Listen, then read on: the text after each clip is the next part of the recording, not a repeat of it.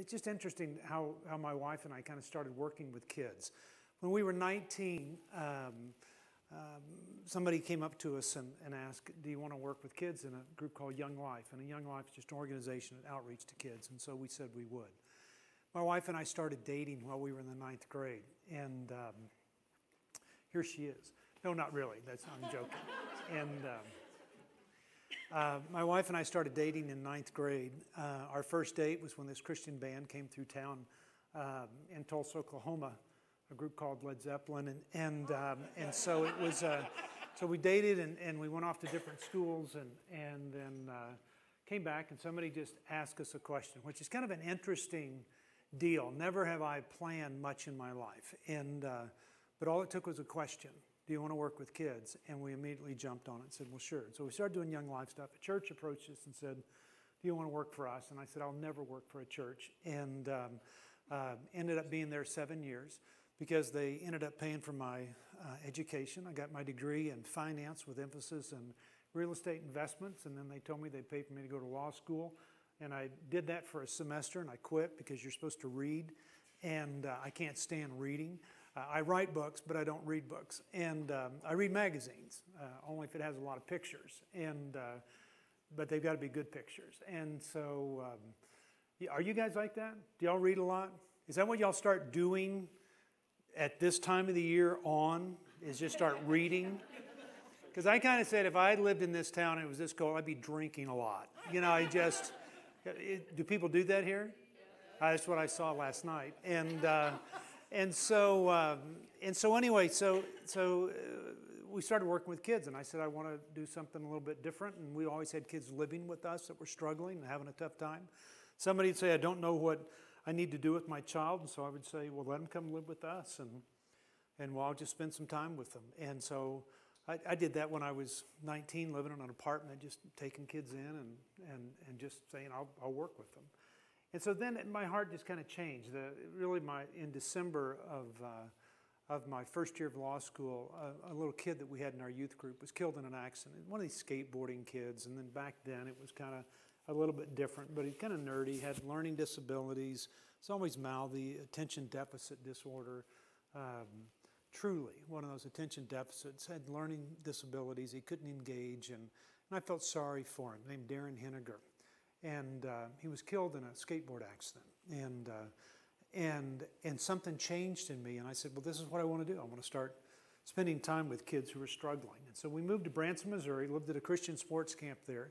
I was in the '72 pre-Olympics, and so it worked. I didn't do anything in the Olympics. I was against a guy named, this other mustache guy named Mark Spitz, and he kind of cleaned us up a little bit, and so lived at this camp, and I was an area director for Young Life, and at the same time, we started a program to have kids live with us. After 6 years, I said, I want to start something different. I don't want to be as cold as it is in Missouri, because it was always snowing, it seemed like, and I just hated it, and I said, I want to go back to Texas where I was born, and so we moved to Texas, and that was 28 years ago. And are people just trying to come in from everywhere? Is that what it is?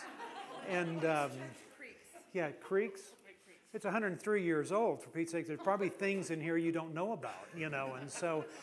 And so we moved to Texas, and all I wanted was 8 kids to live with us. I just thought, let's just work with 8 kids, and we'll, raise horses and spend time with them, and just work with these 8 kids. Little did I know what was going to happen over the next few years, because somebody came and said, why don't we build another building? Why don't we build another building? Why don't we do this? Why don't we start this and do this and do this and do this? And the end result of it is, over the last 27 years, we've had 3,000 kids live with us that come from every place you can think of. And most of the kids that come with us, all but 2% of them, are great kids, come from great homes, great backgrounds.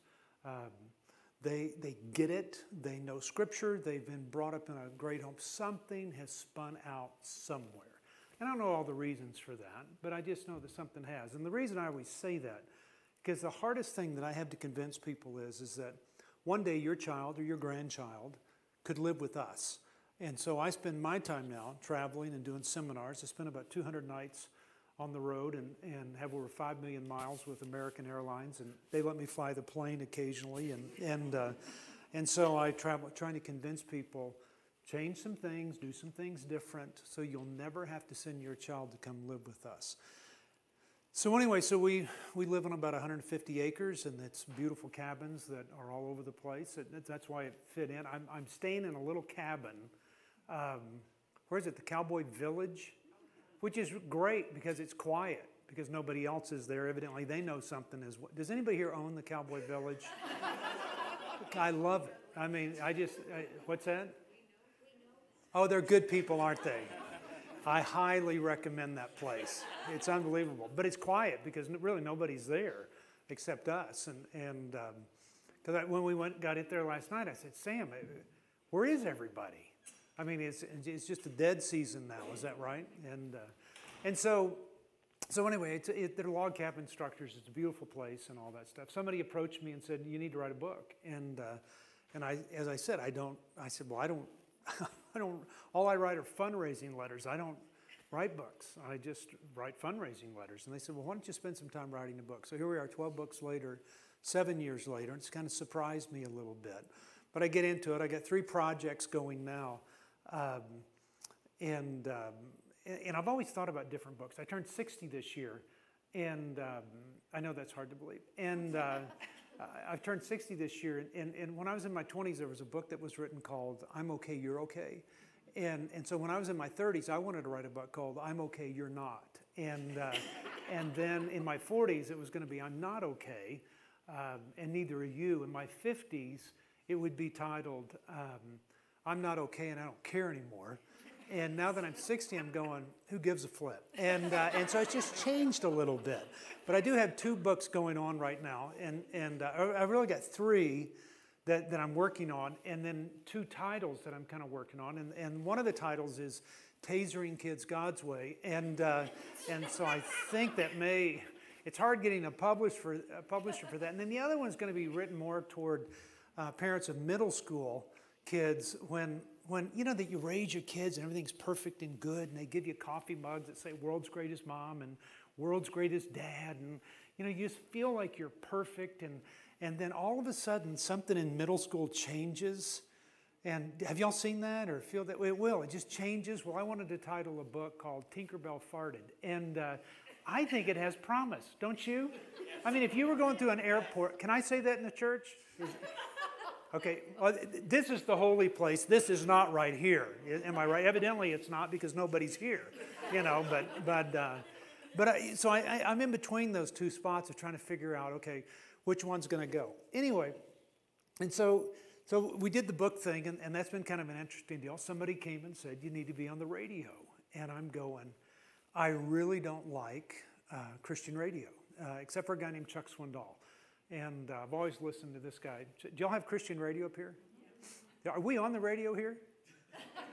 Are we? I think we are. So somebody said we need to do a radio program and help families. And I said, I just don't know whether I want to do that or not. And one of our board members said, this is what we need to do. And I said, whatever you say, sweetheart, we'll do it. So we started, yeah, and she was, and you know, and Christian radio is aimed at a 42-year-old woman. That's kind of the target market of that. And I said, well, that fits in perfect because the age of their kids are a certain age, and so it works out well. And so we kicked this thing off. Well, we've been told that we're on every Christian station there is, except for K-Love. We used to be on with K-Love. Is K-Love here? Yeah. You know, there was a John and Sherry had the morning show, and they've been dear friends, and they helped us get on K-Love, and then when they left, they pulled us off. But we're on about 1,600 stations now, which is kind of surprising to us, and so there aren't any more stations for us to get on, and so we're taking it to country music. Thus comes in the Country Music Awards and all the other stuff. So we're taking those 60-second spots, getting artists to introduce me on the stuff, and so that's what we've been working on now. But the whole thing has been an unplanned deal. Never have I said, okay, let's do this, and then we can, and then it's all been kind of, let's just see what happens. And so that's why I'm here. And I want you to know that I don't get paid for this. I don't get paid for my speaking engagements. I don't get paid. We charge for it. We charge, and somebody picks up the tab for me coming, but I don't get any of it. I don't get paid for radio, and I don't benefit from the sale of books. That always relieves men a little bit, because men are always going, he's trying to get into my back pocket. I'm not here to sell you anything. I'm not here to convince you that you need to send your kid to Heartlight one day in case somebody screws up. Heartlight's expensive. You don't want to spend the money on that. But you can do some things now that would change the way that you can engage with your kids so that you can make sure that you don't have to go that path. And you guys have kind of a unique setting here because it's a tourist town. I know there's 270,000 people that come here during the winter months, which seemed a lot smaller. Yeah, is it more than that? And then it's 1 million. Okay, then it's like 3 million or 4 million during the summer months. Yeah, 10 million, 20, there's 20 million people. There's 100 million people that come here during the summer months. Yeah, y'all keep bragging all you want, you know. But I was sitting there today with a counter watching cars go by, and there weren't many. And so, but I mean, you have some unique stuff going on here, which means your kids are going to be exposed to some things that they wouldn't be in another setting, because people come here to party, they come here to have fun, and there's even an article written, I don't know what magazine this is, Planet. Do y'all read that? Ooh, well, anyway, so anyway, but I think the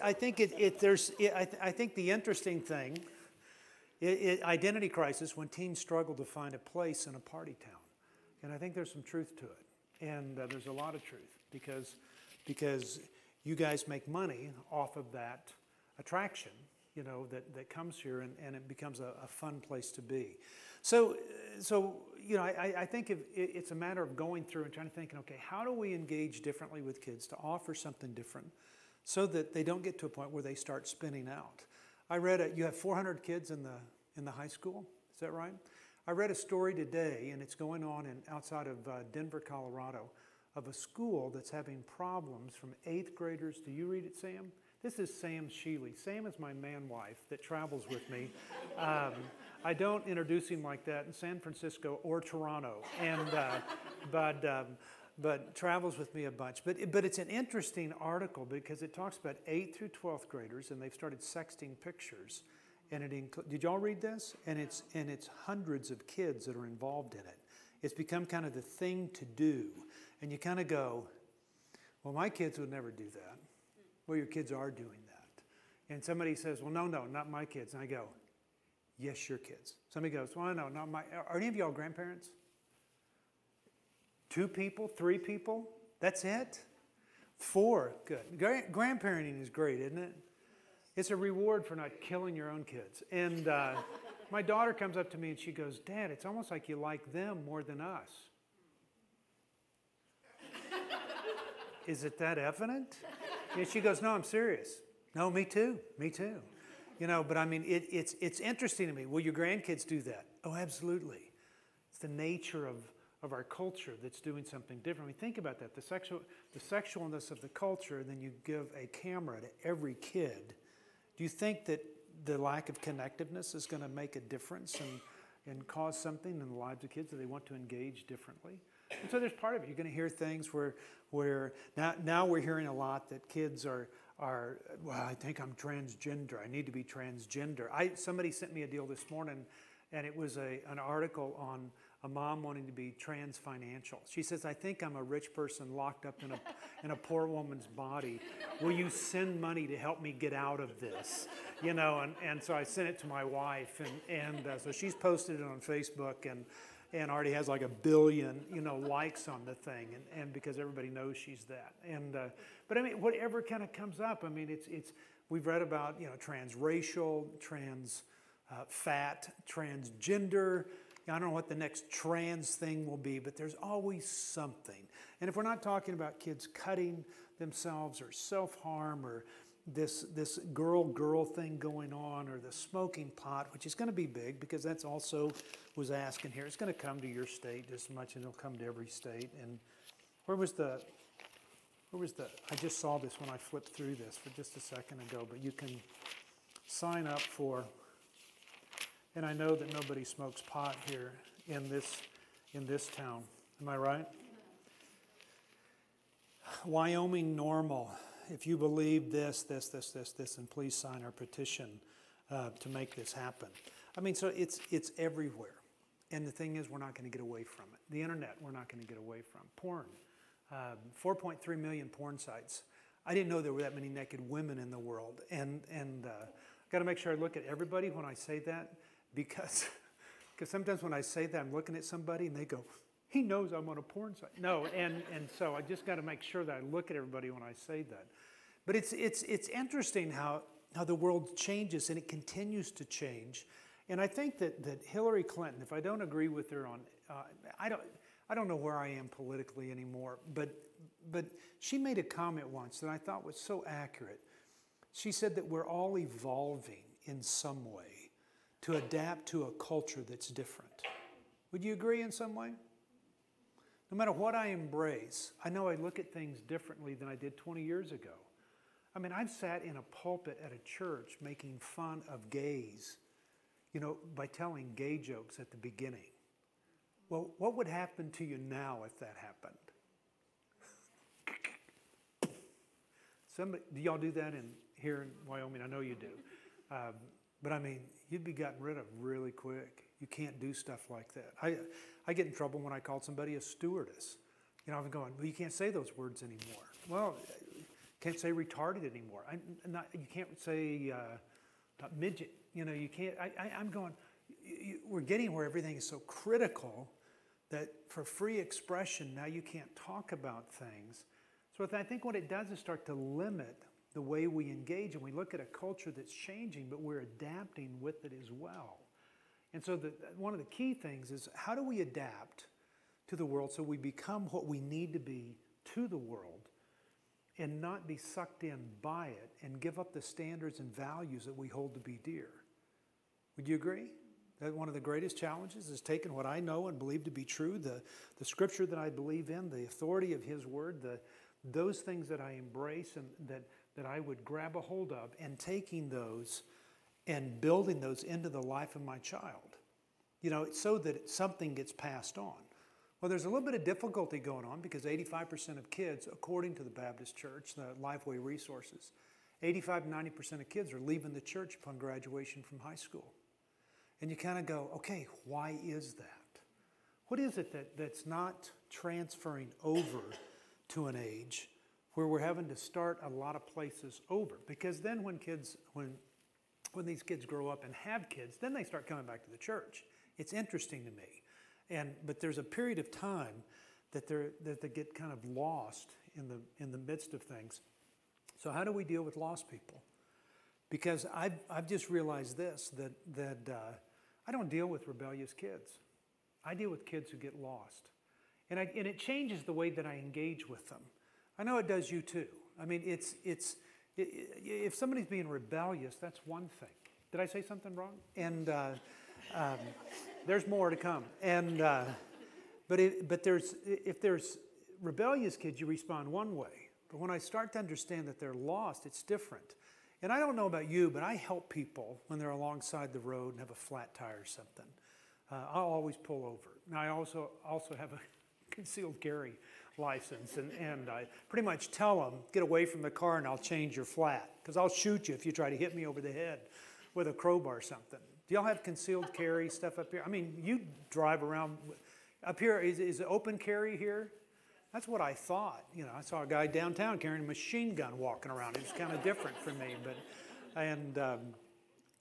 but I just, and the reason I probably pull over and help is because I've been on that road and had a flat and nobody stopped to help me. And so I go after that. And I think if we begin to understand that a little bit more, it changes the way that we engage with our kids when we start to see something different. It's not so much rebellion as much as it's a child just getting lost. And your kids will get lost, you think? Got to make sure I look at everybody. Every kid will get lost at some point.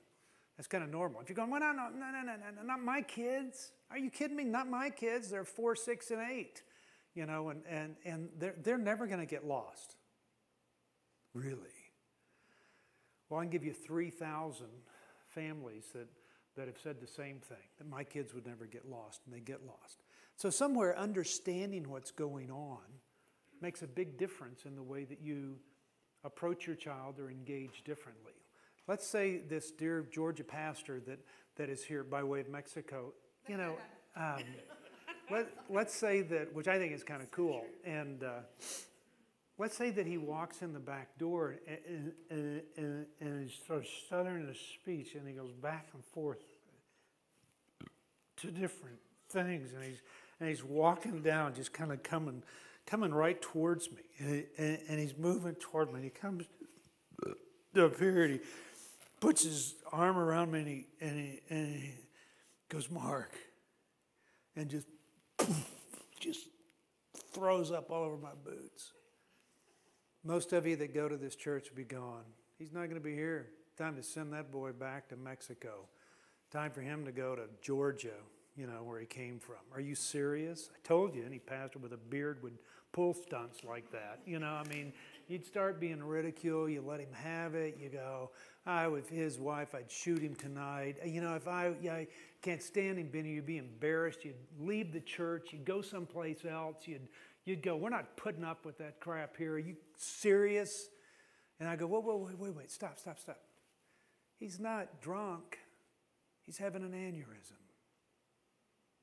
And it looks the same. It looks identical.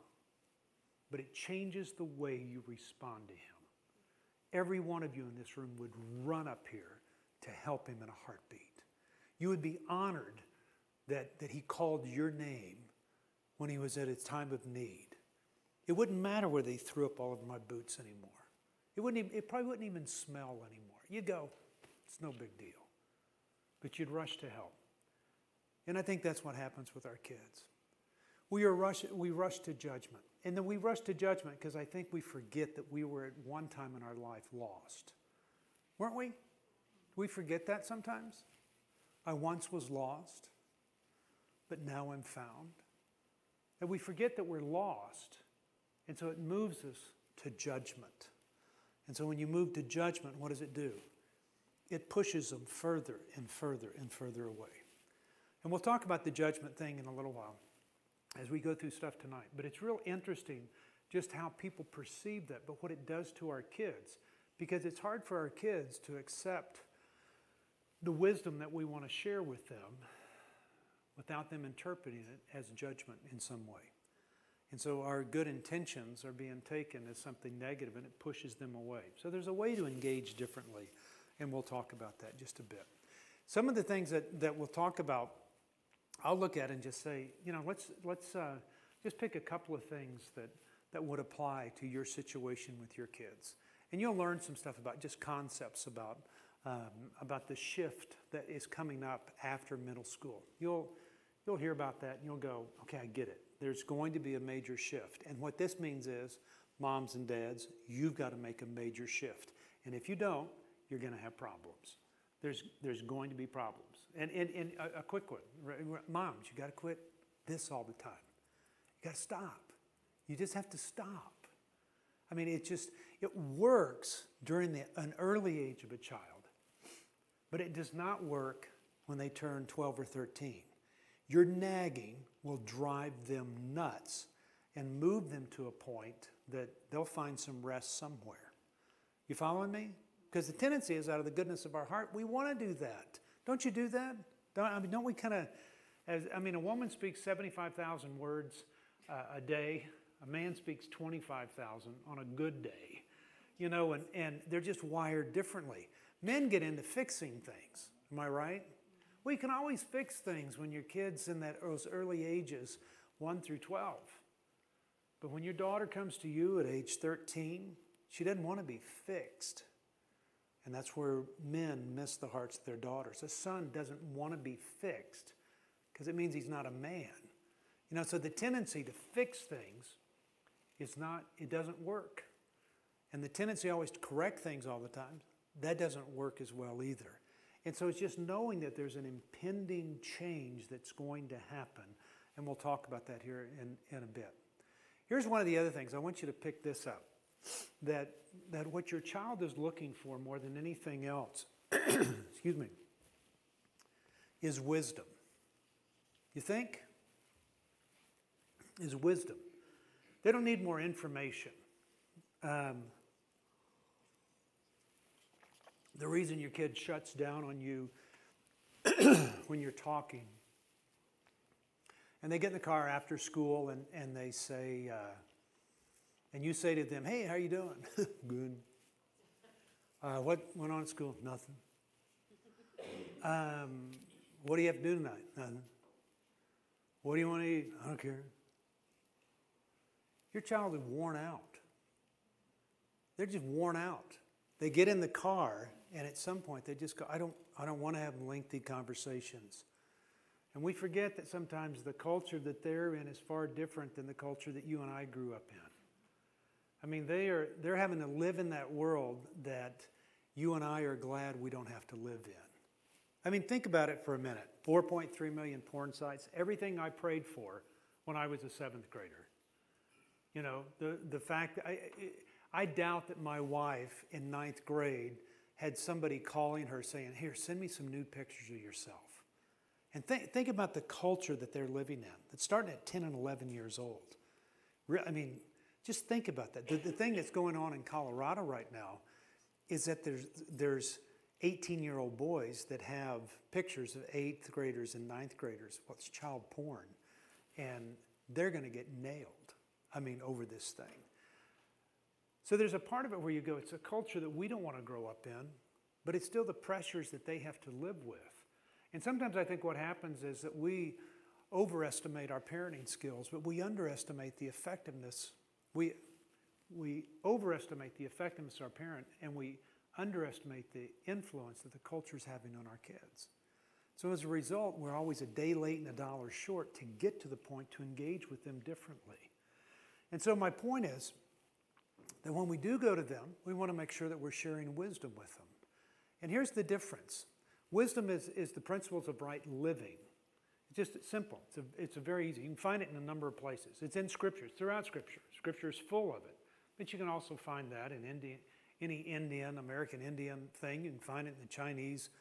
You can find it in the Torah. You can find it everywhere. There's always little bits of wisdom. I for one, love Mark Twain. And I think he's got so much wisdom wrapped up in other stuff. I just go, golly, that guy got it. And so much of it applies. And usually wisdom is timeless. It always applies. And so there's a part of it where kids are looking for wisdom. But if all we're giving them is more information, then they're going to shut us out because they're looking for something different. Now hear this. I mean, I've turned colors this past few years. Some of you have also, but you hide it well. And others, it's just fallen out. But I've turned colors, and it's interesting to me that during my 20s, I thought this youth ministry gig was going to be over pretty quick. My 30s of living at a camp, I thought, well, this won't last forever.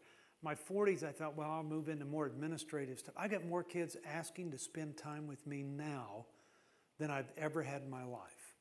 Texting a girl, hey, I just got married. Can you get time to talk tonight? No, I'm in Jackson Hole, Wyoming. I can't do that. Well, can we talk about that? But what they're looking for is a little bit of gray hair and wisdom. And the difference is this. When you and I grew up, if you're between the ages of 25 and 65, information in this world turned over every 30 years. I'm sorry, every 13 years. If you were raised in the 30s, it turned over every 30 years. Meaning, and turning over, I mean by doubling the amount of information there is. Okay, so it took 13 years to double. Codified, written information, books, everything there is. You know how fast information turns over now? Every 11 hours. In 3 years, it's going to go down, but in 3 years, it will turn over and double instantaneously. And so the thing is, it's just going to be like this. And so kids aren't looking for information. They can talk to Siri. They can Google stuff. They can find out all the information they want. They're not looking for that. They're looking for wisdom. And they're not getting it from the people that they really want to get it from because all of them have been eliminated out of their life. I mean, teachers don't have the effectiveness that they used to because kids look at them differently, and that's not a slam against teachers. Policemen have been trashed across this country. I mean, we have an amazing way of trashing people. You know, look at what we've done to Obama. It's the same thing we did to Bush. It's the same thing we did to Clinton. It's the same thing. We trash them. They lose the effectiveness. Coaches can't do anything anymore. You know, I was in Pennsylvania, what, 2 or 3 weeks ago. Mention the word coach in Pennsylvania, and that doesn't bring up a good idea. Mention the word priest. I mean, even when the Pope was here, God bless him, and I mean, and I'm, with all due respect to the Catholic Church, I think he's a great Pope, but it's interesting that he talks about the issues of dealing with all the sexual abuse that's happened, and it's eliminated the effectiveness of all those people. You hear about another pastor every week that can't keep his pants on or can't keep his hands where they need to be, that he gets booted out of a church. And so everybody's losing that. If you're in Texas, we're always hearing that I don't know why, but teachers in Florida and Ohio are having sex with their kids right and left. Do y'all hear that up here? What states do y'all hear about? You know, but it's interesting to me that I go, there's so much information. And if you're like me, you after a while, you just want to turn it off. I mean, I'm on Facebook, and it's interesting to me that, I mean, we have a girl that used to live with us whose son just died Thursday, but it's all over Facebook. And we have another couple who's a country artist, and she's dying, and so she's come home to die. So let's lighten up about that. And then somebody else's dog died, and then somebody else has put their kids in St. Jude, and everybody else is on vacation except me, it seems like. I mean, do y'all notice that on Facebook? That there's some moron that says that he can do 5,000 push-ups in less than 20 minutes, and you know, you're just going, I hope you break your face, you know, or something. I mean, it's just, everybody's bragging about everything and talking about it, but it's so much information. I mean, somebody's getting married, somebody's having babies, somebody lost a baby, and it's just so much. I just go, God, it's just wearing me out. I just need to turn it off. I don't want any more information. It's overwhelming. It's kind of like Fox News. You ever notice that? Oh, God. And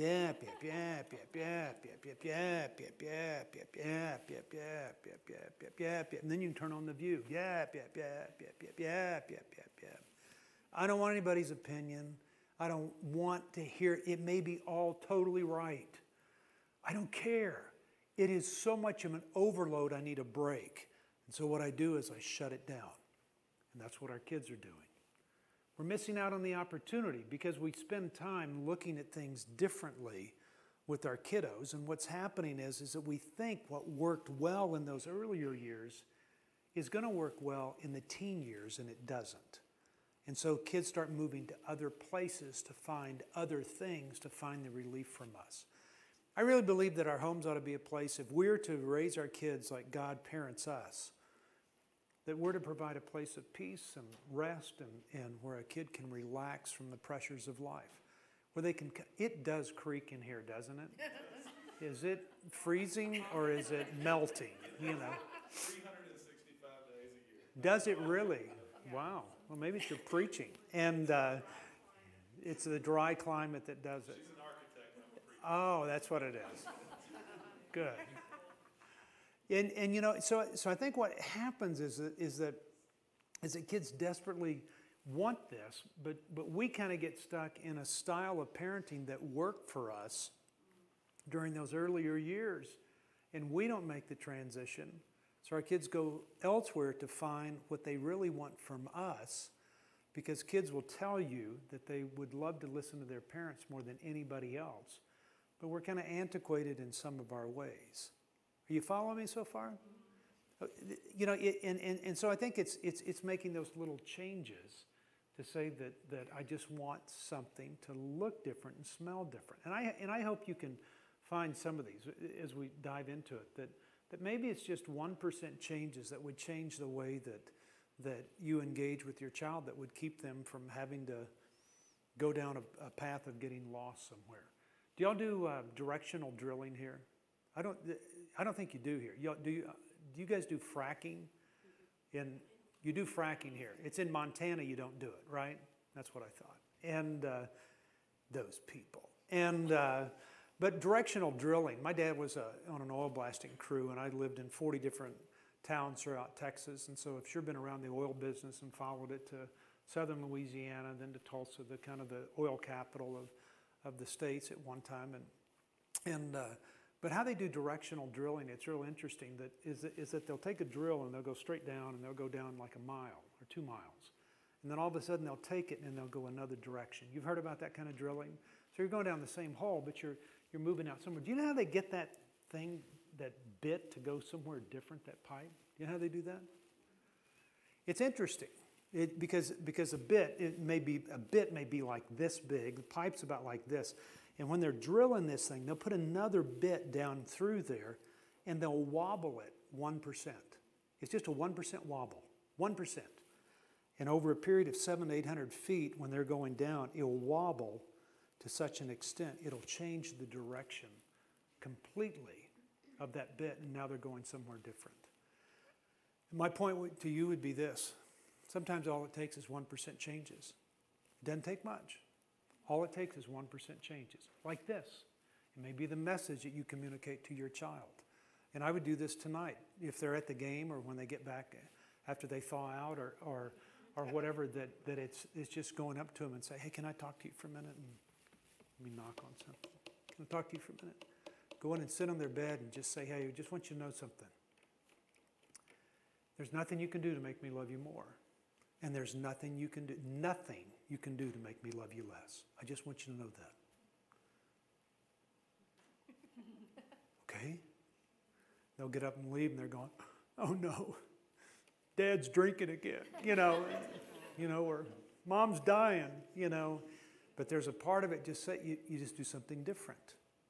And it's a little thing that gets stuck in their mind, It's by doing this, moms, having a 24-hour Shutup challenge. Just quit talking. Just stop. Just stop for 24 hours. Is that hard? Most men are going, I'm just going to, most men know this. Right now, even a fool appears wise when he keeps his mouth shut. That's what Scripture says. But there's a point where you just stop.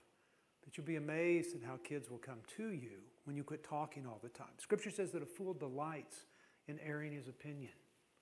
Sometimes there's a time just to stop, to quit, and to do something different. It may be engaging with the child differently. It may be affirming a child, hey, I just want you to know, I don't want you to be perfect. You just do one thing different, and it can change the direction of a family. Okay, so on one side, I'm going to use this and say that this is, let's say this is 1-year-old to 12 years old right here. And this is 13 to 19 right here, okay? So I'm going to be going kind of back and forth on this thing. But I think during these stages, what we do is we spend a lot of time pleasing our kids the first 6 years of their life. Then we spend the next 6 years of their life protecting them because they'll kill themselves if not. Am I right? I mean, if they, just doing stupid stuff. And then they get into middle school and we start providing for them. And because kids need to show themselves that way. I mean, my wife is buying stuff all the time for my granddaughters. I've got 4 grandkids. One's 14, 9, 4, and 2. And always buying stuff for the older ones because it's kind of what you look like. They want them to fit in. Don't you want your kids to fit in? Anybody here goes, pretty much okay with my child not fitting in. I'd like them to be an outcast. I'd like for them not to belong. I mean, doesn't everybody kind of go, no, I'd kind of want them to be a part of something? So that's what we start doing when they get in the middle school years because it's a crucial time for them. It's time when Tinkerbell did do her thing and everything kind of changes. And so we please and protect and provide. And what we don't do is move to a point where we're preparing them for the next stage of life. And so what happens is we never prepare them for the world that they're going to be living in. But we also do this. We also hold on to those parenting styles that say, okay, this is where it works. This is what it needs to look like. And they move in and shift out of concrete thinking into abstract thinking. And we don't make the shift. And they're no longer giving us coffee mugs that say world's greatest dad and world's greatest mom and T-shirts that affirm us and tell us all those things. They're going, oh, get me out of here. Because they're not getting what they want, so they're frustrated. This is what Scripture would talk about, that the fathers don't provoke your child to wrath. You know, I mean, there's just something that when we don't give them what they want, you know, and then you're kind of going, what? I'm doing the same thing. Wait a minute, I'm still giving just as much. I'm still helping. They want something different. Are you following me? They want wisdom. Information would be this. Information would be knowing that, in the simplest of terms, information is knowing that a tomato is not a fruit. You have tomatoes up here? Barely. Wisdom is knowing that you don't put a tomato in a fruit salad. See the difference between the two? The tendency is most of our kids have taken what we think is wisdom, and they look at it as information now. Don't have sex before you get married. Anybody want their child to have sex before they get married? Well, I want them to have sex. No, nobody says that. Everybody's saying, no, I don't want that. And we look at that, and we do the purity thing, and we give them rings, and may have them make a commitment. Please don't do that. Please don't do that. Because we want to make sure you're going to be pure when you get married, which I have a problem with the concept of that anyway. But there's a part of it where we do that, but they're looking at it as information. What they want to know is this, the wisdom that comes in that, and the wisdom is this. Sex before marriage has an amazing way of confusing your relationship. That's the wisdom part of it. That's what they want to hear. They don't want to hear, just don't do it, because their culture's changed a little bit. It's this, the Scripture would say over and over again that you would find throughout Scripture that don't have affairs. And the practical aspect of that, the wisdom, the wise part of that is this. Affairs don't end up in a good place. And so it's taking what we know to be true and not putting a spin on it, but putting an application on it so they know, okay, where does this fit? I mean, I was Oklahoma Bible quiz champ thanks to your mother and a couple other. This is unbelievable. Her mother was one of my youth leaders when I was in like 7th and 8th grade, which is just crazy to believe. Crazy to believe. But I was Oklahoma Bible quiz champ in 1969, and so I've always memorized Scripture. Y'all probably know me as that. I'm surprised you didn't introduce me that way. Most of you know Mark as the Oklahoma Bible quiz champ in 1969. That's right. So the problem isn't knowing the Scripture. The problem is taking it and applying it in conversations so that people can embrace what we're talking about and get it so they see the purpose of it. Because I think a lot of kids just look at Scripture anymore. It's more information. And that's not what I want. And so the difference in between these two things, this is where a child is immature. This is where you want to bring about maturity over here. Following me? This is where you teach. Was that me? This is where you teach. This is where you train. It's different. Scripture doesn't say teach up a child in the way he should go. It says train up a child in the way he should go. This is where you give all the answers. This is where you start asking all the questions. This is where you have more lecture. This is where you move to discussion. This is where you tell them everything. This is where you share everything. Are you seeing the difference between the two? This is where you are spending more time. This is about what you do. This is about who you are. This is more about the teaching and information. This is about wisdom. This is about where it's taught. The Christian life is taught. This age is where it's what? Is that me? Did I kind of... oh, no. Oh, I thought that was a knife. I'm going, did I say something wrong? Where's the little other part? Oh, I put it way back. No. I might be. Do you know something that I don't know? I use this thing every Sunday. So. Okay.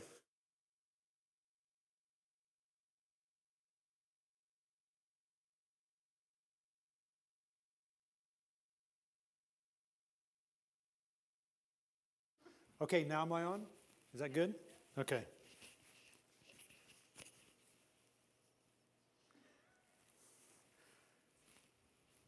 Taught.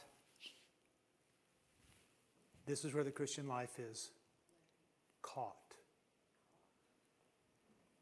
Haven't y'all heard that before? I grew up with that. Okay, I've coined that phrase now. That's my phrase. The Christian life is more caught than taught. You've heard that before in seminary. And we all believe that, where actions speak louder than words. It's not what you say, it's what you do. You know, trying to think of the other phrase that don't talk the talk, walk the walk. And this is what our kids are desperate for, because we've eliminated everybody around them that has helped them transition into adulthood. I mean, think about that for a moment. Everybody. Our kids spend more time in the shallow end of the relationship pool because they never go to the deep end. They don't have as many friends as they used to, except when you just click on somebody or somebody follows you on Instagram. Or if you don't have a life, get on Twitter. You know, you can follow us. We shut down our Twitter account. I was always thinking, it's a bunch of losers following me. Really? You don't have a life that you want to follow my life. You've got to be really bored out of your mind. You know, I mean, so I'm going. But I mean, I think kids get so consumed. And you find yourself getting consumed in gossip and Facebook and finding out about others so you can. And I'm going, really? Have we really gotten to that kind of world that's more of appearance and performance? You know, and kids are wanting something different, and we're missing it because they're wanting the wisdom. They want it to be not taught, they want it to be caught. So moms, when you're always teaching, when you're always correcting when they come home, telling them how they should do it different or telling them what they did wrong, that's about information. That's why they're shutting you down. Moms have an amazing way to tell you what I'm going to tell you, then I'm going to tell you, then I'm going to tell you what I told you. And if it doesn't work, I'm going to start over again. And that's what, and you know what you're doing? You're pushing your child further and further and further away at a time that they need you the most. Are you following me? And this is why I don't pick on moms, but I think moms play almost a more important role during the adolescent years in this regard. And it has something to do with value being instilled in a child's life. I think it's all about moms. Now, dads validate it. They're the ones that put the stamp of approval. You know, there's just something about that. Moms have a tendency to become closer to their sons. Dads have a tendency to become closer to their daughters. That's why Scripture says a man shall leave his mother and a woman leave her home. Because it's always hard for two women to live together, right? And it's always hard for two grown men to live together. You just get to a point where it's like this. Well, and in one sense, if you have a 17, 18-year-old son living at home and it gets like this, that's a good sign because it means that your son is becoming independent. That's not a bad thing. That's a good thing. But it's almost that there's that natural connection that begins to happen. I'm all for that. Everybody plays a different role. Jane and I were in counseling because she was screwed up, and that's my wife. And our counselor told us this. She said, if you guys would just quit trying to change one another, then you would love life more and your kids would love you more. Because my wife was always saying, you're always funny, you're always joking, you're always this and that. I'd always be looking at her going, you need to lighten up, back off academics, quit yapping all the time. She would be looking at me going, why don't you get serious? You're the spiritual leader, or you're supposed to be the spiritual leader. I'd be looking at her going, well, I'd try it, but if you'd give me the opportunity. You know, it's that, have you all ever had those kind of conversations? Every husband and wife has those conversations in some way. You know, and I was at a place in California in Westlake Village, and my prayer on Father's Day, mothers, we have an amazing way of always affirming moms on Mother's Day and bashing the men on Father's Day. Moms, we love you to death. Dads, you're a bunch of scuzzbags. I mean, we just have the, do y'all feel that? Men, do y'all feel that sometimes? No, you don't have to talk about him, but I mean, it's amazing. And so my closing prayer, and it just kind of came to me at the end of this service, I said, My prayer for every man in this room is that they'd quit being the father their wife wants them to be and be the dad that God has called them to be. That there's a difference between the two. And we try to change those things. We try to change, and I'm going, I love the difference. And here's the difference between my wife and I mean, she was bright. I wasn't. I wasn't even in the top 85% of my high school class. She was in the top, like half of a 1%. I mean, she just knocked it out of the park. I mean, and so we're different in those things. I like to live life and have fun and laugh in the process. She's a little bit more serious. And you know what? It's balanced out really well. Instead of me trying to change her, her trying to change me. So I'm not saying change that. I'm just going, maybe bridle it a little bit and realize the impact it's having on our kids. Not because it's ineffective. It's because they want something more from you that becomes important. You follow me? Okay, now we're going to do the slides. Should we do the slides? Let's do this. There's cookies here. Let's take a break for 5 minutes. Can we do that? And grab something to eat, grab some coffee. It goes fast. We're going to be finished here in 45 minutes. It'll be like that before you know it. So let's take a quick break. And so we'll go quick here. Did any of y'all watch the Country Music Awards the other night? Okay, like when Justin Timberlake and Chris Stapleton got up and sang. They just knocked it out of the park. Anyway. It was kind of cool. I take my granddaughter to that. I started 6 years ago taking her. I've been a member of the Country Music Association for a number of years, and which is another story. And so we get to go and do the things and stuff. When she was 9 years old, we didn't sneak into. We were invited to go to the Warner Brothers.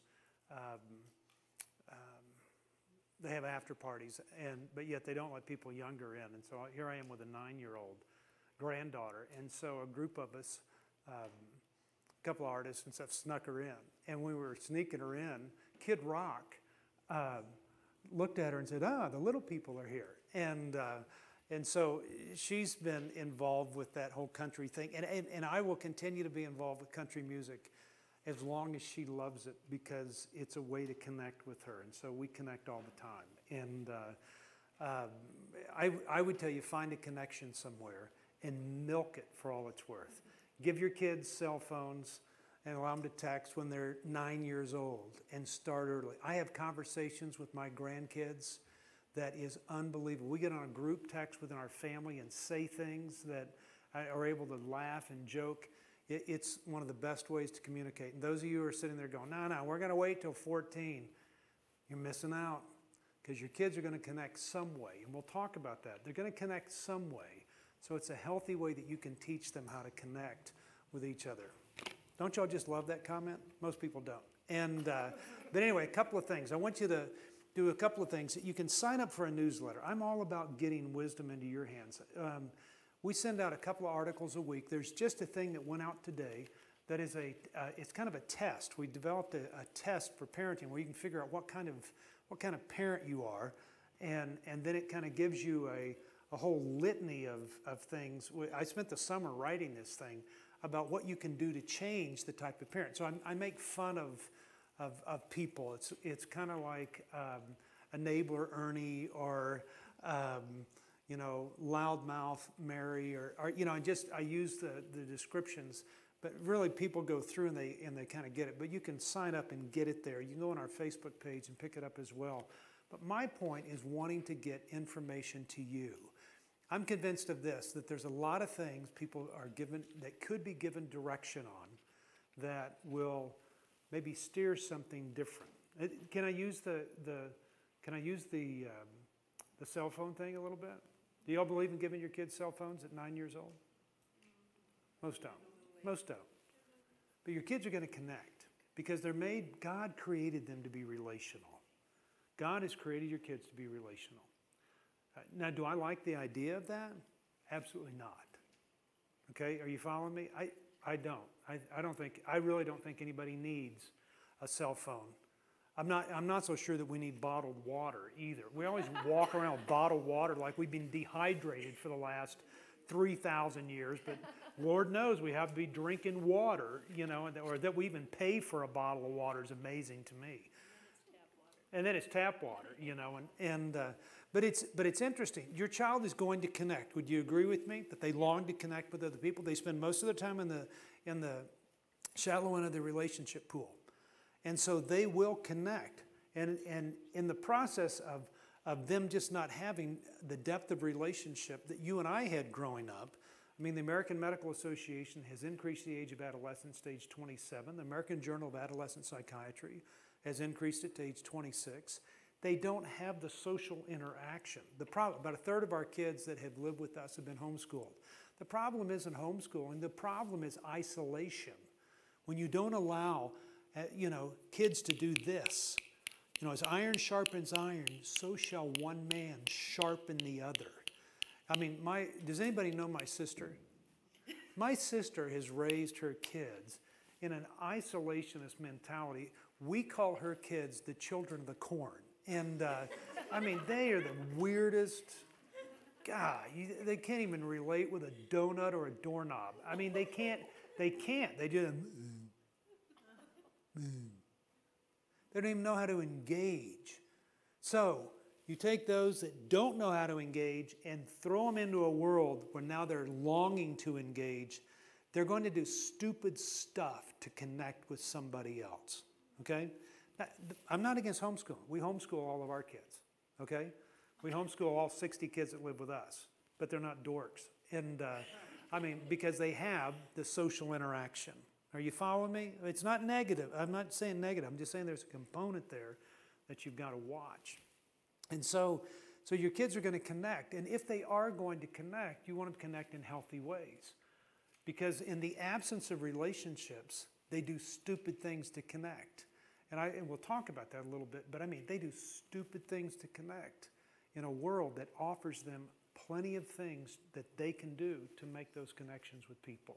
And so I'm always coming up with ways. I may not agree with that, with the concept of giving a child a cell phone in 9th grade, but I would do it from a herd management standpoint.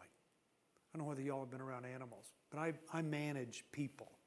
I manage 60 kids that live with us. I manage the staff that live with us. I want them to learn how to engage, and there's things that I allow them to do. I don't always agree with it, but I've got to give in on some stuff to get them to a point where I want them to go. I want to win the war so I can lose a few battles in the process. So it may be, it's like people really believe, we're not going to have internet at our home till age 16. Really? Now think about that for just a minute. When in 2nd grade they're now doing everything online, in classes and stuff. I kind of realized the world was changing a little bit. We always like to blow things up in Texas and build fires and all that stuff. And last New Year's Eve, every New Year's Eve, it's our Christmas tradition. We take all the Christmas trees that are from all the houses and we pile them up in our front yard and then pour 10 gallons of gasoline on it, and after we wrap it with about $2,000 worth of fireworks. And then we hand all the kids Roman candles, and we step back, and we light all of them, and they're shooting from here to the street, trying to get that thing to light up. And when it does, it is unbelievable. I mean, it is, you think a plane has crashed in our front yard. I mean, it is just huge. And so afterwards, my then 5-year-old granddaughter walks up and goes, "Hey, Papa, can we do some sparklers or some, what are they called? Sparklers, let's just use that. And morning glories or whatever." I said, "Well, sure." And so we do that, and she goes, and what do kids do when they do sparklers? They draw and what? Write their name. And my granddaughter goes, "Look, Papa, 5 years old. I can write my name, my username, and my password." And I thought, it's changing whether I like it or not, And so how do I engage? So you may hear some things that you go, "I'm not so sure about that." But you have to think about it from the perspective. It's managing in a culture that is changing for our kids. And I want to counter that so that I can remain effective and speak to them at the time that they need me the most. That's basically what I'm saying. So I want you to sign up for stuff. One, I want you to get the newsletter, just because it's not a promo of anything other than it's articles and videos, and it tells you about stuff, and it offers you things, and it gives you insight into different things. The questions that you ask are the questions that we answer, either in videos or in 60-second spots, or if it's asked by enough people, then what we'll do is make a weekend program out of that thing, and then bring in a lot of stuff to really give a good answer to it. We kind of are edgy a little bit. It's kind of surprising that a lot of Christian stations carry us, but I think they realize too that we're edgy enough that we're speaking to the hearts of people that are with us. So ask the question on here, but also sign up for the newsletter as well. Give this to Sam or drop it up here to me so that tomorrow we can make sure that we're answering the questions that you're asking on this stuff. Okay? Follow me so far? What's difficult about the culture? Let's go through this real quick. We're going to take about 25 minutes on this thing, and then I'm just going to tell you a little quick story, and we'll call it quits. Can we do that? Kind of a country music story. One, kids are exposed to everything, and that's not that hard. We've already talked about the information bombardment, and the point is that there's so much information that people long for wisdom.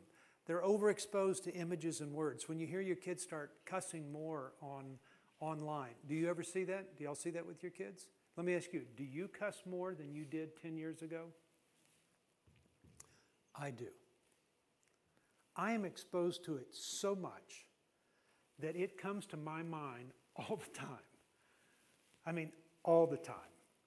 I mean, I really think I just cuss all the time in my head. And sometimes out loud when it's just Sam and I, or my wife and I, or my dog. My dog has really hurt me. And, or if you're with horses, if anybody has horses, you cuss a lot. I mean, and it's okay if you have horses. And, but I mean, I think it's because I've been exposed to so much. I blush at very little anymore. I see pictures of everything. I just go, okay, well, click it off. Let's go to the next thing. You know, it's just interesting how you come across stuff, watching movies. I mean, my wife and I were watching we were sitting on we have this big couch in our house watching TV, and we're just sitting there talking and stuff, and we look up, and I didn't know it, but it was the Christmas special for Victoria's Secret. And I'm going, you know what the funny thing is? And we didn't even realize we were watching it. It just kind of came on. I go, if we were watching this thing 15 years ago, we would have thought it was the most sinful thing in the world. Now it's kind of, who cares? You following me? We've all been exposed to stuff. That doesn't mean you eliminate the standard, because I still think there is a standard. But it's just that I know that I've been exposed to more. And so your kids have been exposed and have grown up on that. I know when it wasn't and when it is. Your kids don't know the difference. And it comes up with the issues of modesty. Of course, if it's this cold all the time, you don't have to worry about that. But the issue of modesty does come up, because where they're coming from and where we're coming from is two different places. And so do I fudge a little bit, or do I make sure they wear overalls and cover-ups? And, you know, it's almost, okay, how far do I go? Do y'all ever deal with those issues? That's all the time. I mean, it's going to be constant. And I hear my daughter in conversations with my 14-year-old granddaughter, and I mean, it's just kind of, whoa, no, you can't show this, you can't do this, you can't do this, and I'm going, give it a break, it doesn't matter. Kids don't look at it that way. The sexualization of a culture, it's evident. It's evident that it's more sexualized than it ever has been. The permission for alternatives is there as well. You hear that all the time? I mean, it's interesting to me that I think the marijuana issue is going to be a huge issue, will continue to be a huge issue. And if it's not for your kids right now, it will be soon. The homosexual debate is amazing to me. How we respond to that makes all the difference in the world. I think I think the Mormon thing became a little bit of an issue a few years ago when we had a guy running for president because of what people have been taught in their comparative theology, you know, and so now we have somebody running. I think there's so many different things that our kids are faced with. They're bigger issues than what you and I have. The definition of marriage, the transgender thing. you know, I'm going, does that, I mean, the word Caitlin, I mean, everybody's changing their child's name from Caitlin to something else now. I mean, it's just, what it carries with it is interesting. But when you start to look at it, how kids look at it, it's different than the way that you and I look at it. Are you following me? And it's just because of how they're being raised in a culture that's more accepting of alternatives than maybe when you and I grew up. Are you following me? I'm not saying one or the other. I'm just saying I want you to have an understanding that it's the culture that they're growing up in and the influences that aren't controlled by parents. You know, my dad wouldn't let anything in our house that was going to influence us in any way. And now you can't control much at all anymore. You know, what you're fearful of, your kids will eventually see. They'll eventually be exposed to it. And so once they're exposed to it, I want to start dealing with it, you know, right then. The same girl that came up to me and said, Papa, can we do sparklers? Comes back the next year and goes, Papa, what's oral sex? I don't know, ask your mom. Yeah, I don't, I'm just going, okay, where did that come from? You know, 6. You know, and then I was picking up my other granddaughter when she was in the 4th grade, and this little punk kid runs up and goes, Miley, I'm going to have sex with you.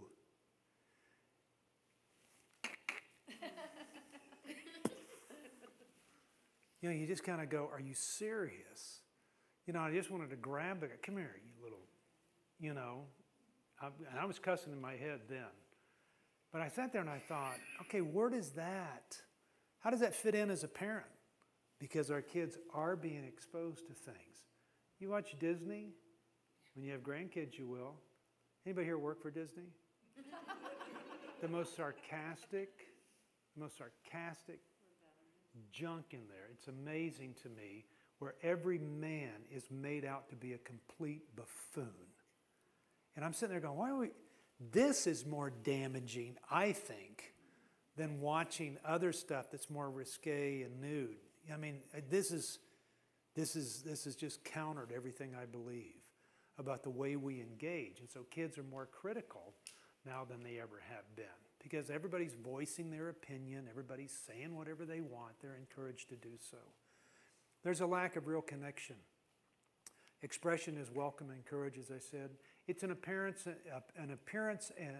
is priority, and performance is crucial. This is where you see a high school girl's Facebook page, and it's all about this. Will someone just please look at me? Will just somebody please pay attention? And it's, will somebody value me? And there's a part of it where I go, I get that, because I think a lot of us do that. We want to be known and valued in some way. So we tell people things. Even spiritually, we do that. We quote spiritual things not because we want to encourage somebody else. We want somebody to think that we're more spiritual than they are. Because it's more appearance-minded. Because it's not relational as it used to be. People used to be, they're so mobile, especially in a community like this. Do you find that? It's a pretty mobile community. I lived in Branson, Missouri. We had like a bazillion people, just like you guys, your billions that end up here. I mean, they would always be coming in, going out, coming in, going out. So the depth of relationship changed a little bit. They're creating a longing for belonging is what it's doing to our kids because they're not having that close personal relationship. They're spending 10 hours a day on average looking at a screen rather than eyeball to eyeball with somebody else. And it's just affecting the way that they deal with engagement in relationships. It's changed. Over-responsible parents creates irresponsible kids. We do too much for our kids. We do way too much for them. We all do. Every one of us in this room has done more than's needed. And you just need to know that we're part of the problem. I know this, and we won't come up with all the answers. Excuse me. But I know in the story of the prodigal son, have y'all heard that? Do y'all read scripture here? Okay, just check it.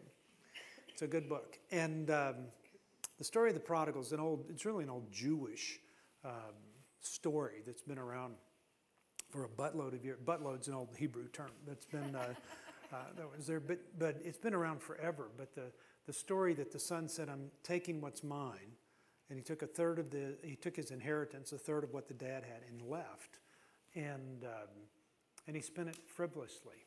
You know, prodigal does not mean a runaway. Prodigal means that you spend frivolously.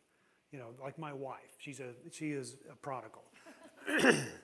She loves me going out of town because she just sits and orders stuff like crazy, and I mean, it's just constant, and like all the time, and I mean all the time, and so she's kind of the prodigal, and it's interesting that we all know the story, and we hear about that when he came to his senses, when the young man came to his senses. Remember that? It says, and he came to his senses. What are the 6 words right before that? And everyone quit giving him everything. That problem's been around a long time. Like the homosexual problem, it's been around a long time. It's mentioned in Scripture everywhere. I was at Pompeii in Italy this summer. My wife and I both turned 60, and we've been married 40 years this year, so we saved for a trip, and we finally took the trip. And here we are at Pompeii. Have any of y'all been to Pompeii? And you go around Pompeii, and there's pictures of the homosexual. There's frescoes, is that what they call them? Up on the walls. And you're going, they did it back then. It's been around a long time. The kids cutting, self-harm. It's mentioned in Scripture that it was the mental guy, the demon-possessed man cutting himself in the graveyard. It's been around a long time. We think that it's new. There's really nothing new. Tattoos, they've been around a long time.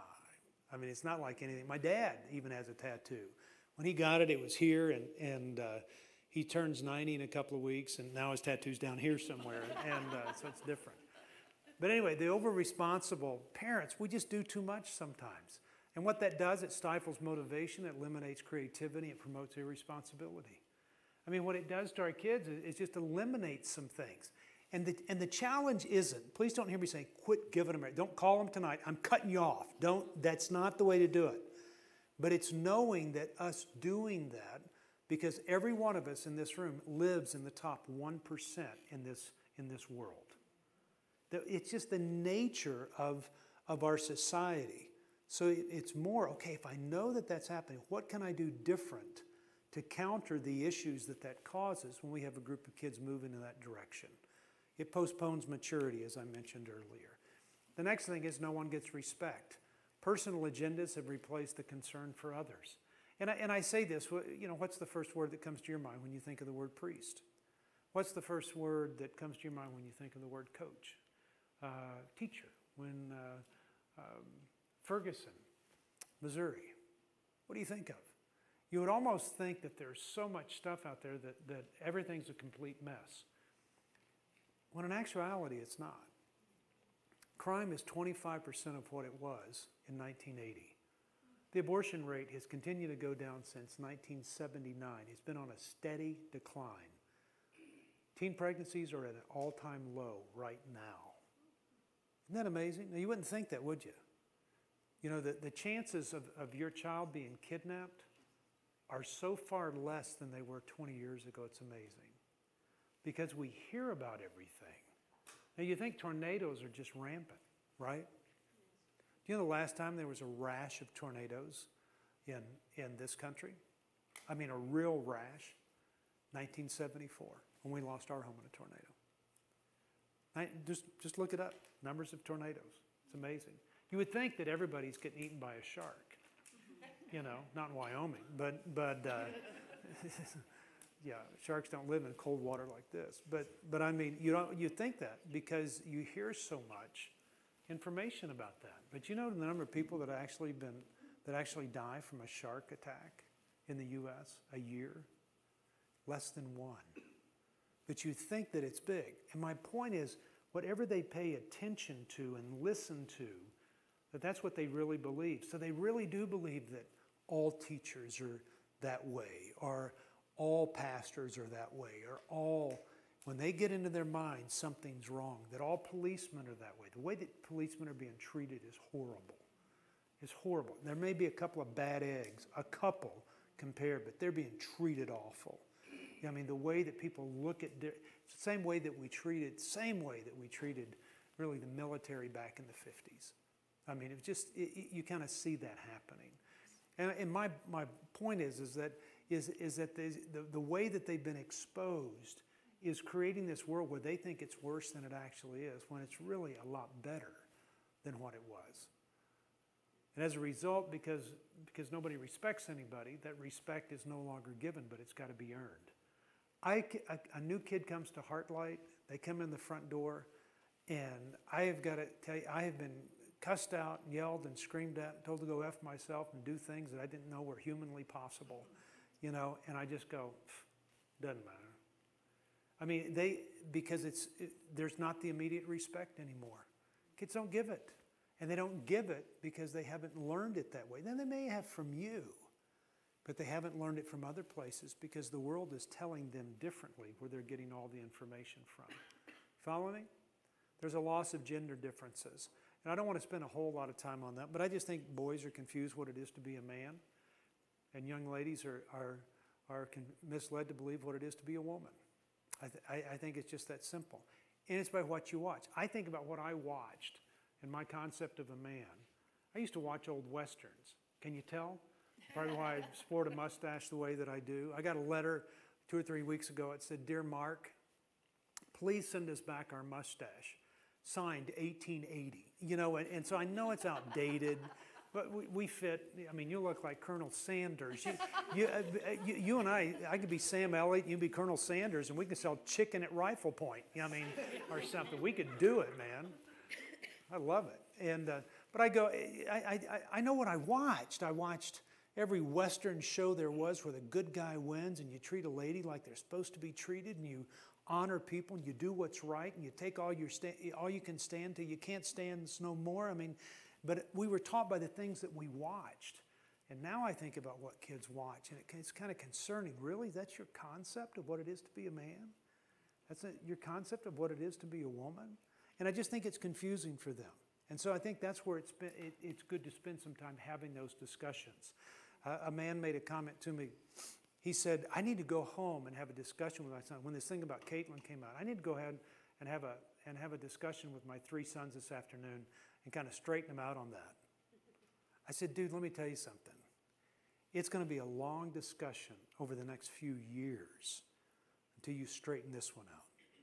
I mean, this is just, I think what we're hearing and what kids are seeing, it's not going to be a one-time shot. You need to believe this is true, this is it, boom. It's going to be a discussion that's going to be happening the rest of your life with your kiddos in looking at some of the stuff going on. They live with constant uncertainty. Everything changes. People move. Possessions get dated. I mean, your phone that you have is already outdated. Do you know that? You're going, yeah, it is, isn't it? What, do you still have an old flip phone or bag phone or something? I see. Oh, it's a good one. I mean, but it's amazing how you loved it at one time, right? I hate this phone. Do you? Yes. I mean, when you got it, did you hate it? Yes. Yeah. Oh, wow.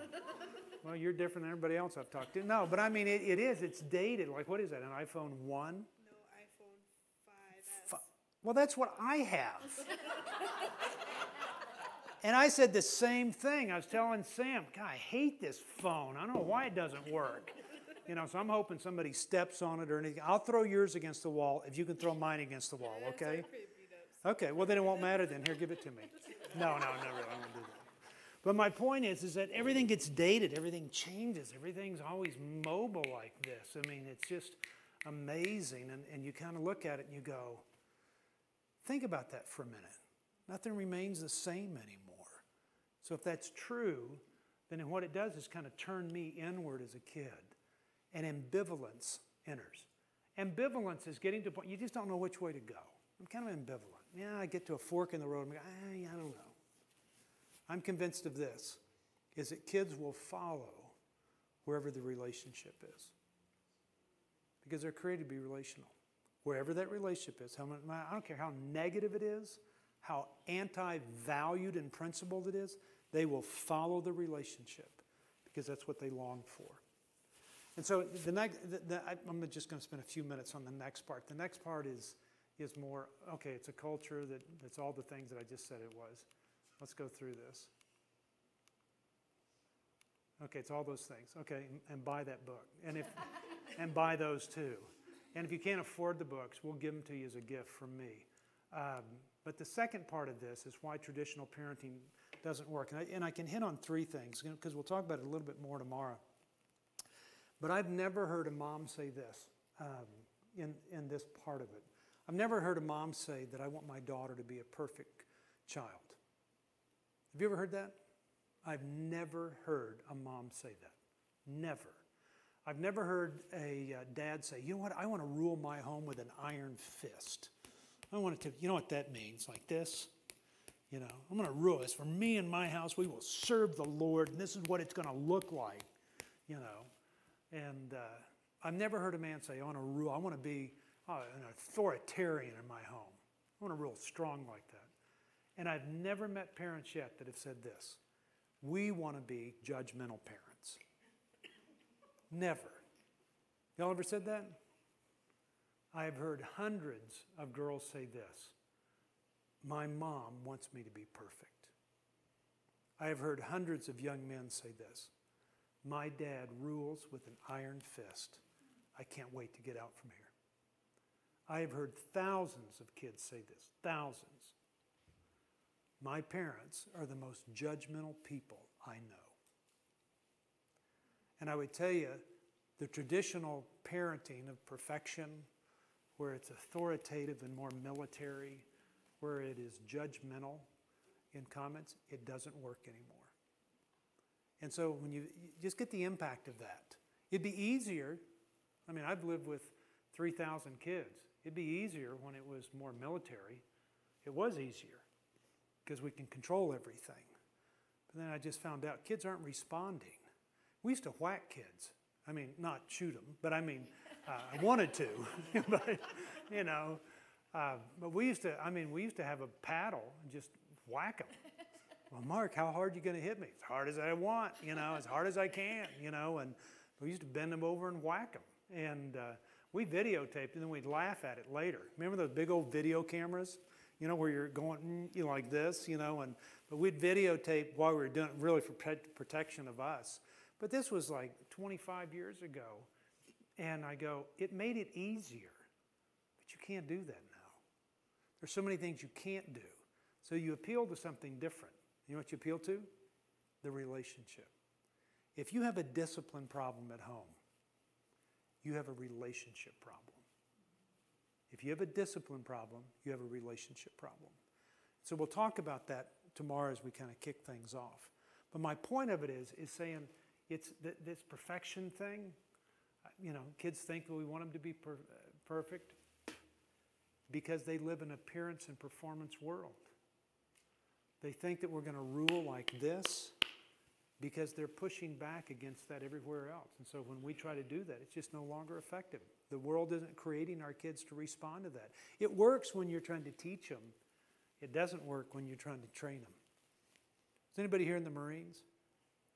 I was at Camp Pendleton and spoke to a group of drill sergeants. That was different. And I mean, you try to crack a joke and they just didn't laugh. And so I had to cuss a little bit to get them to follow me. Then they thought, okay, this guy's good. But this colonel who had a son live with me asked me to come out and speak to him. But I spoke on the whole concept of the relationship. And this was a purely financial deal for them. They've invested so much money in people. It costs $12,000 to recruit one person into the Marines. Did you know that? It's $10,000 for the Army. It's like $14,000 for the Navy. But $12,000 to get somebody to serve in the Marines. By the time they sign on the paper, that's how much they've spent to get them to that point. And so now they go through basic training. Now they've spent so much money that now they've had $100,000 invested in this kid. And when they are going like this sometimes, those kids are going, screw you guys, I'm out of here. And they're losing kids because they'll say, you can't get out. Well, it used to be that you couldn't get out. Well, now you can. And you can sue them if you want. And so my comment was, you got to appeal to the relationship side, not just always the military, you know, and the militaristic side on that. And so my point is that sometimes it doesn't work. Sometimes the perfection thing doesn't work. So I always flavor the way that I engage with kids. Hey, I want you to know something. I don't want you to be perfect. Matter of fact, Matter of fact, I think all of you guys, when I made a comment about my wife and I going through counseling, there was probably more of an attraction to that to me than it was that I wrote books. When I tell you that I was raised in a dysfunctional family, that my sister's kind of weird, everybody identified with that. You go, oh, we all got a weird sister somewhere, and my brother's an atheist, and or my wife was sexually abused for 7 years, from ages 5 to 12. That's the connection that people make. When we start sharing our imperfections, that's where you go, I like this guy. It's not all the other stuff that we think that's perfect. So when you move from this area here where kids look at you as being perfect, you want them to start looking at you here as being imperfect because you connect with them. You guys can't stand to be with a perfect person, can you? No, you can't. You hate it. It's miserable. And they hate being with you just as much as you hate being with them, if you think you're perfect. So when you start sharing your imperfections, that's when you share it with a child. And you're waiting for that time to happen. And we'll talk about that a little bit more tomorrow. Okay, we're going to end on this little country music deal. I was in Chicago, and we were preparing to get on Moody Radio. Moody Radio is a very strict, conservative radio station. Do y'all have Moody here? Yes. Oh, darn. And yeah. And we record all our programs at Moody, and so it worked out really well. But they were testing us out. Nobody at Moody looks like I do. I mean, nobody has a mustache. Nobody wears boots, and nobody. I mean, I don't think any of those guys walk out of their home without their cuticles pushed back every morning. I mean, it's just a different.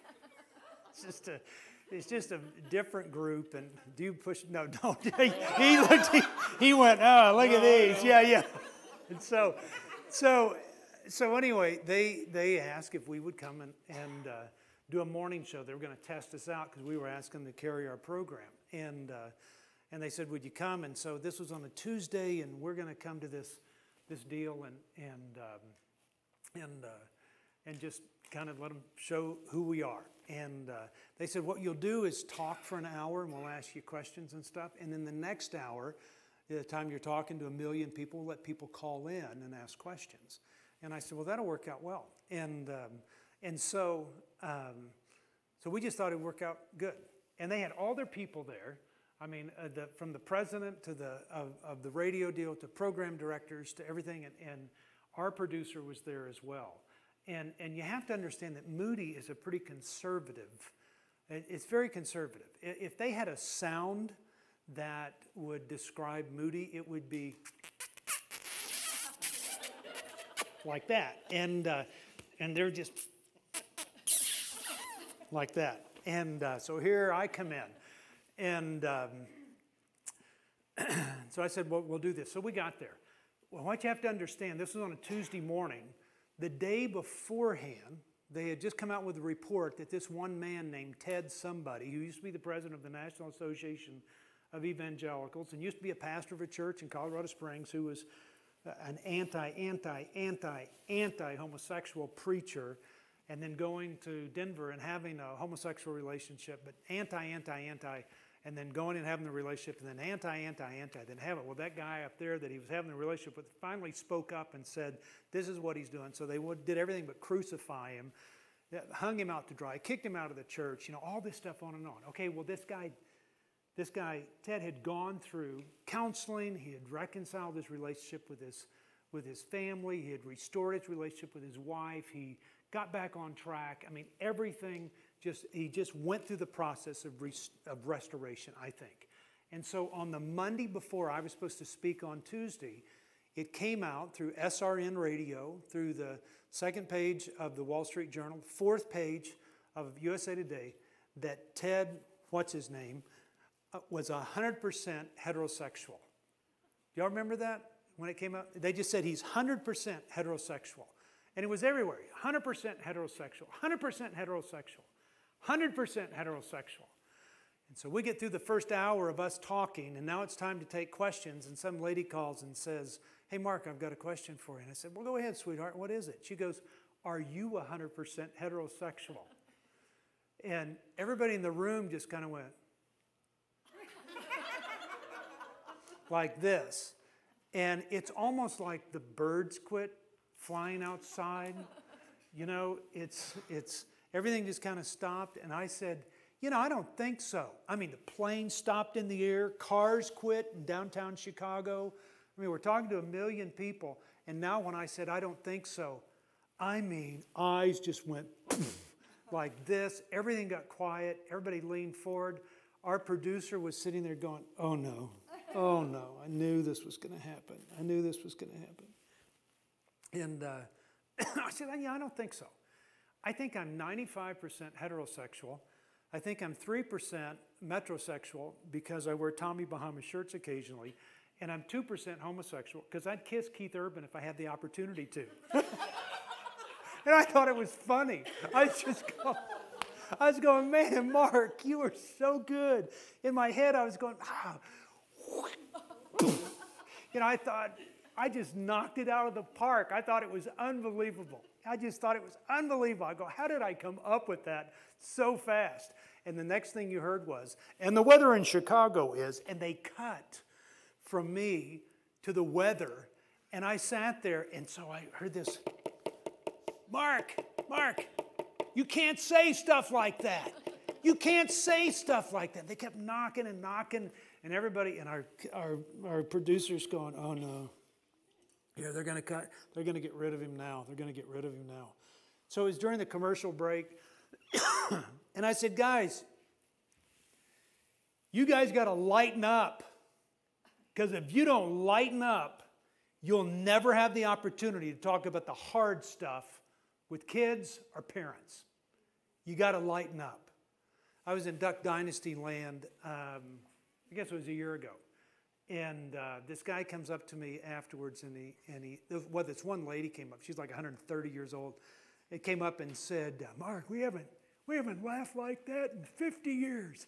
You know, and then this man walked up to me and he said, Mark, you can always throw a bigger brick if it's wrapped in humor. You think? We need to lighten up. We are so serious in a world that demands a little bit of levity sometimes. You know, I think laughter is a form of worship. It truly is. I can laugh in the face of danger. I can be like little Simba on The Lion King in the elephant graveyard, you know, and I can laugh in the face of danger. It's okay. We're children of the King. We're good people. We're called to be good people. We're standards. We're the light that shines in the darkness. We're the salt that adds flavor, and yet we're so... Nobody wants to be around us. When we lighten up, it changes things a little bit. Okay, the second part of the story. 2 years later, we're in Leapers Fork. It's 5 after 9. We'll quit here in just a minute. We're in Leapers Fork, right outside of Franklin, Tennessee. And we're in a little tiny sandwich shop. We're recording at Michael Card's studio. Michael Card wrote a song years ago called El Shaddai. And so we're at his studio, and we take a break, and we're all eating lunch at this sandwich shop. And just the four of us, just sitting around, little tiny place. Well, guess who walks in the door? Keith Urban. No. And so one of our guys goes, well, Mark, there you go. You know, so I walk up to Keith and Nicole, and she's just kind of like that, and for like an hour. And so I hold up my hand, Keith, I'm Mark Gregston, and I said that I was 95%, and I said I was 3%, and 2% that I'd kiss you if I had the opportunity. And he just looked at me and goes, well, that isn't going to happen. He didn't think it was funny either, you know, so anyway, that's it. That's my country music deal of the day. We're going to be spending time tomorrow looking at the model of saying, okay, if these things are true, then how do we do it differently? How do we engage differently? I'm serious about leaving some questions. I would push you to spend some time, really spend some time, then sign up for the newsletter. You even get on tonight and find it. Just Google any of us. I mean, Google my name or Parenting Today's Teens or Hartley. You'll find our stuff online. Go through the books, purchase them if you need them. If you can't afford them, then it's a gift from me to you, because I want you to have information to do that. Anyway, it's been wonderful tonight. We'll see you guys in the morning at 6 o'clock. Is that right? No, what time are we going on in the morning? At 9 o'clock. See you then.